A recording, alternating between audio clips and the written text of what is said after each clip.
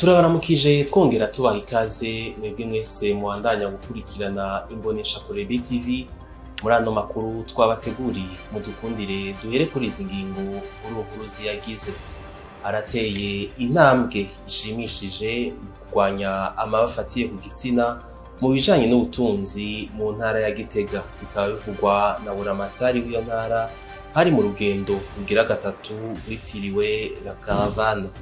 Abaririmbyi ntibafashwe neza uko bikwiye, ariko ubu hari akarusho ugereranije no mu minsi iheze. Ido nido y'ayandi makuru ni mukanya.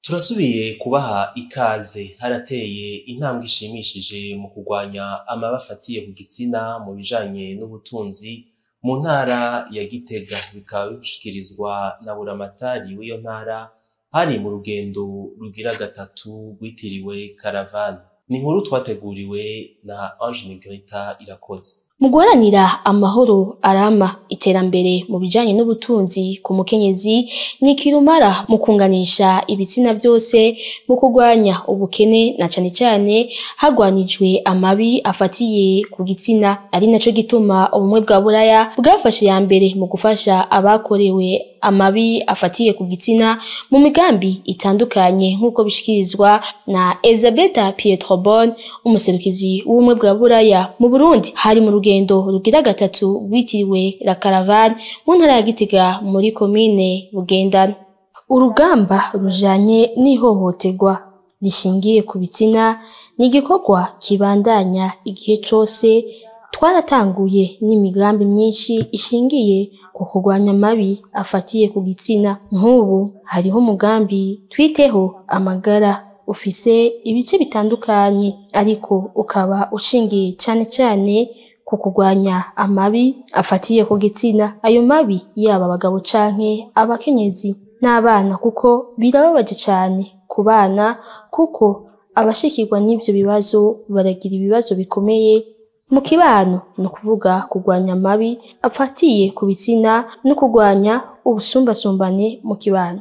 Donc lutter contre les VBG, c'est aussi lutter contre les inégalités dans les sociétés. Venant Manirambona, buramatari w'intara ya Gitega, ati kurwanya amabi afatiye ku gitsina byarateye intambwe.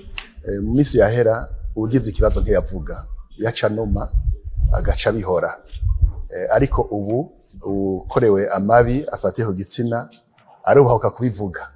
Naho nyene hariho umugwi abo n'abagabo, kuko vyaribonekeje yuko abagabo nabo nyene bakorerwa amabi kenshi bahitamo kubinoma. Umukenyezi w'Igitega ubu turashima yuko bariko baratera intambwe cyane. Ivyo turabibonera mu migwi imwe imwe y'abakenyezi wasanga iri inyuma. Aha twovuga nk'abatwa, twovuga abakenyezi b'Abisilamu, nibo kenshi wasanga baguma muhira, ugasanga ntaco bakora. Mugabo bo nibo usanga bafatiye ya mbere mu bikorwa by'iterambere. Abanyagihugu bo muri komine ya Bugendana baragerageje kurwanya amabi afatiye ku gitsina. Undi komine ya Bugendana twashoboye kuza turaronka abantu batuba hafi mu kuza baratwigisha ibintu bijanye n'amafatiye ku gitsina. Rero kwizombo abantu benshi baratahoye. Umukenyezi ashaka kwiteza imbere, nk'akarorero umushinga ntahe wawe arashobora kuguha uruhusha ukaja mwishira hamwe ukaziganya hamwe n'abandi bakenyezi. Ubumwe bwa Buraya bwarakoze byinshi mu gufasha abagera ku 2,700 bakorewe amabi afatiye ku gitsina mu kwitunganiriza imigambi yabo, kwigisha inyamiramabi no mu bucamanza abantu bagera ku 150 ku vyerekeye gutunganiriza abakenyezi bakorewe ayo mabi, no guha imitahe bantabonikora y'ibanze bagera ku 250. Kumenya ibitigiri vy'abantu ni kirumara mu iterambere ry'igihugu. Bikaba bishikirizwa na Nicolas Ndayishimiye, arongoye ikigo kijejwe gutororokanya ibiharuro mfatirwako ndangashusho. Ni inkuru dukesha Alain Loris Ndongozi. Kuva mu mwaka w'1989 igenekerezo rya 11 mu kakaro uko umwaka utashe harahimbazwa umunsi mpuzamakungu wahariwe abanyagihugu. Nicolas Ndayishimiye, umuyobozi mukuru w'ikigo cy'igihugu kijeje gutororokanya no gushira ahabona ibiharuro mfatirwako ndangashusho INSB mu Gifaransa, amenyesha ko kumenya ibiharuro vy'abenegihugu bari mu gihugu ari kirumara mu iterambere ryacu. Akamaro ni ntangere kubera imigambi yose igihugu kikora kugira ngo gishobore kubona yuko kiriko kishira imbere neza gitegerezwa gufatira ku biharuro. Nimba mu gihugu bashaka gushiraho imigambi yo gufasha ugwaruka nuko bategezwa kumenya ati mbe ugwaruka dufise mu gihugu cyacu cy'u Burundi rungana gute. Nimba bavuga ati dutegerezwa kubaka amashuri ni ngombwa bamenya ati abana bakeneye kuja ku ishuri ubu dufise bangana gute. Nimba bashaka kubaka ivuriro nuko bamenya ati rino vuriro ahantu tugiye kurishira abazogitura bangana gute.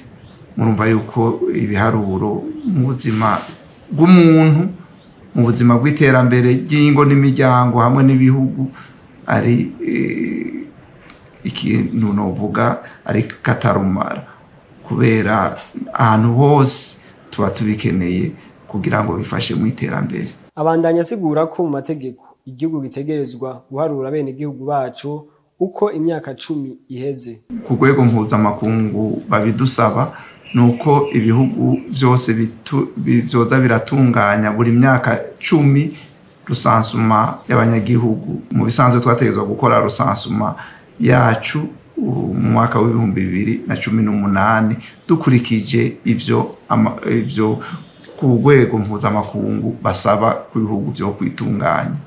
Hanyuma hageze yuko tuyitegura haciye haza mu karere k'ibihugu biri muri Afrika y'ubuseruko aho bavuga ati natwe twifuza gukora rusansuma, dukore rusansuma itunganije cyo kimwe twongere tuyikore umwaka umwe. Baca batora ko twoyikora mu mwaka wa 2022. Ibihugu rero bica bitegura mugabo ntivyakunze yuko twebwe mu Burundi tuyikora umwaka wa 2022. Icyatumye rero no muri 2022 tutashobora kuyikora nuko novuga yuko uburyo butari bwakwire neza. Mwomenya ko muri uno mwaka uwo munsi mpuzamakungu wahawe icivugo kivuga ngo tugire gwacu uruhara rw'ibiharuro bidakumira mu ntumbero yo gutegura kazoza kadakumira kuri buri muntu wese. Abaririmbyi ntibafashwe neza uko bikwiye ariko hari akarusho ugereranije no mu misi yaheze. Ivyo bikaba bishikirizwa na bamwe mu baririmbyi bashoboye kuganira n'imbonesha kure BTV. Ni inkuru ya Jules Verne Nakima.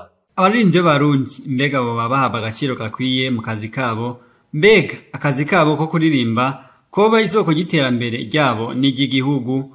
Bamwe mu bakora uwo mwuga aribo Timina Sol, Fete Gerard Kaze, Batazira Yogaman baragize ico batuyagira. Abaririmbyi canke abanyempano izarizo zose mu Burundi bafise agaciro kuko nta gaciro karenze ukwitanga utiziganya ukorera igihugu ugerageza kuduza ibendera ry'igihugu. Naho ata income canke retour donc uburyo bwari buhari mu aho hambere gato ariko novuga yuko n'ubu ntibiri ku rugezo rushimishije cyane gose ariko hari hakarusho bisuko ko turafise aho twavuye duse naho tugeze kandi dufatiye ku bindi bihugu turacari inyuma y'abandi. Abaririmbyi twari dukwiye kwemeza abanyamitahe mbese n'ibindi na leta kuyemeza mu bikorwa byacu dukora. Nuko ubuntu burihabwa. Kubwa Breze Nifasha, Batazira Brezo umurinzi w'umurundi akorera muri Afrika y'Epfo avuga ko inyishu ya mbere iri ku baririmbyi nyene. Ikibazo cyo c'abaririmbyi kudahabwa agaciro mu gihugu cyacu ciza cy'u Burundi ni kibazo gitangura n'abaririmbyi bonyene. Tuko burya mu ruhigi habuzemwo ubumwe ibintu byose birononekara. Hari ubwitandukanye bwabo bonyene hagati yabo aho usanga ari Amical des musiciens akaba n'indi shirahamwe ku ruhande ugasanga uyavuze wavuze biriya kandi abona abantu bashikira leta yacu nziza y'u Burundi n'abantu bambere bayishikira iyo mutwaye imigambi itandukanye ivyiyumviro bitandukanye uyakereka ko uriya atari mwiza uyakerekana ko ari mwiza biba bitanguye gupfa biva ngaho muri leta bigatera bijya no mashirahamwe. Ivyo biruko mu gihe itegeko rikingira ibikorwa mvabwenge mu Burundi ryashizweko umukono kuva ku igenekerezo rya 30 Kigarama mu mwaka wa 2005 ku itegeko ry'umukuru w'igihugu, ariko abaririmbyi n'abandi bahinga bakora ibikorwa mvabwenge n'ubu baracyatakamba kugira haboneke ishirwa mu ngiro ry'iryo tegeko maze nabo bagiye ku vyamwa vy'akazi bakora. Imwe mu ntambamyi zituma urwaruka rutaronka akazi harimo uko rusabwa kuba rufise uburambe mu kazi nago rutararonka aho rukora, ivyo bigatuma ubushomeri bwiyongera mu rwaruka. Ni inkuru ya Alelovis Ndongozi. Urwaruka ruheza amashuri ni rwinshi ariko bikarugora kuronka akazi. Zimwe mu ntambamyi zituma rutaronka akazi nuko abipfuza gutanga ubuzi bategeka ko uronso akazi mu gisata kanaka ari umaze kugira uburambe canke experience mu gifaransa muri ico gisata. Bamwe mu rwaruka twaganiriye bavuga ko ivyo bituma bataronka akaryo ko gushira mu ngiro ivyo bize maze bakamara igihe kinini bashomereye. Ko je ntabwo nza gusaba akazi ahantu basaba experience kandi ntararonka n'akazi n'ahambere. Nibabanze bampe akazi hanyuma nkore nibwo kazomperana hanyuma ninasubira kurondera kandi bazosaba ya experience mugabo nzobe mvuga ati deje nararose akazi ahantu karaheze ariko ndagiye gusaba kandi hama ya experience nkabona kuyironka. Sino experience izoboneka mu gihe harimwo abarose akazi bwa mbere. Ubwa mbere bwo abanyeshuri iyo urwaruka ruhejeje ruba rushaka akazi, rero iyo rusavye akazi bagaca barusaba ama experience baba bakivuye mu mashuri nta ma experience baba bafise. Ciwe numva ko izo experience basaba bozihagarika kuko experience uzironka wamaze gukora akazi. Rero kubera nk'urwaruka tuba ariyo tugiheza amashuri badusavye ama experience urumva ntaco baba badufashije kuko bica bituma urwaruka atakazi dushoboye kuronka kandi twari dushoboye gukora akazi mugabo kubera ivyo bintu by'ama experience ugasanga biratubujije ico dukora. Urwaruka ruragira intambanyi zikomeye cyane mu gusaba mu gihe aba ya appel d'offre amasosiyete kanaka ugasanga ariko arasaba experience. Donc experience umuntu ayikora ariko ayigira ariko arakora. Donc iri kuri terrain de travail niho ugiheze ukagira iyo experience. Rero experience nta handi hantu ishobora kuva mu gihe atakazi waranse gukora. Donc mu ishure turiga tukamenya ibijyanye na teori muga pratique tuyikorera kuri tere. Rero mu gihe ugiye gusaba akazi bagaca bagusaba ngo werekane experience ijyanye n'izo nivyo wize rimwe na rimwe haramamo intambanyi nyinshi. Uko urwaruka rubura ico rukora niko ubugizi bwa nabi bwiyongera mu gihugu na cyane ko mu gihugu c'u Burundi urwaruka rurenga ibice 50%. Imbere yo kurangiza aya makuru tubanze tubashikirize n'ayandavugwa hanze y'igihugu. Igihugu ca Zambia kiri mu ntumbero yo kuriha ingurane cyakoresheje mu gutunganya inyubako z'ico gihugu. Abajejwe ikigega c'ubutunzi kwigenekerezo rya 4 ruheshi bararishe amafaranga angana imiliyoni 13.4 z'amadolari. Ico gihugu kikaba arico caza ubwa mbere gifise ideni rinini rigera ku miliyoni 30.7 z'amayero mu mwaka wa 2020. Zambia yabazwa ideni rikomeye ry'amafaranga agera ku miliyaridi 32.8 z'amadolari mu mpera z'umwaka wa 2020. Ikaba iriko iraraba uko yokemura ico kibazo. Abanyabigega bishira hamwe mpuzamakungu mu vy'ubutunzi bagiye kugabanyiriza amafaranga angana ku miliyoni 900 z'amadolari ibihugu biri mu bumanuko bwa Afrika mu ntumbero kuborohereza ngo barihe ayasigaye vyihuse. Ishiramwe mpuzamakungu mu vy'ubutunzi muri umwaka wa 2024 rirekana ko ubutunzi bw'ikigega bw'ico gihugu atakwisununura kuriho. Inyuma y'igihe kitari gito byitezwe ikigendajuru bisi Ariane 6 carungitswe kuri uyu wa kabiri amasaha ya 3 z'ijoro.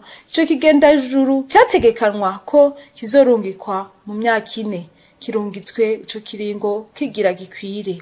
Uwo mugambi ukaba wateguwe mu mwaka wa 2014 mu ntumbero yo gushira ibindi bigendajuru mu kirere ku busumbasumbane butandukanye. Ico gikorwa cashobotse bafashijwe n'ibigendajuru bitazima. Ivyatumye ikigendajuru Ariane 6 gishirwa ku rutonde rw'ibigendajuru rw'ishirahamwe SpaceX ry'umugwizatunga Elon Musk rirungika ibigendajuru mu kirere. Ugushika ku ntumbero kw'ico kigendajuru vyatumye umugabane wa Buraya usubira kuba mu migabane irungika ibigendajuru. Ibikorwa byo kubaka ico kigendajuru vyatwaye ikibanza kingana na hektari 170 n'uburyo bungana n'imiliyaridi 3.8 z'amafaranga y'amanyaburaya. Ingendo 15 zirategekanyijwe ku kigendajuru Ariane 6 gushika mu mwaka wa 2026.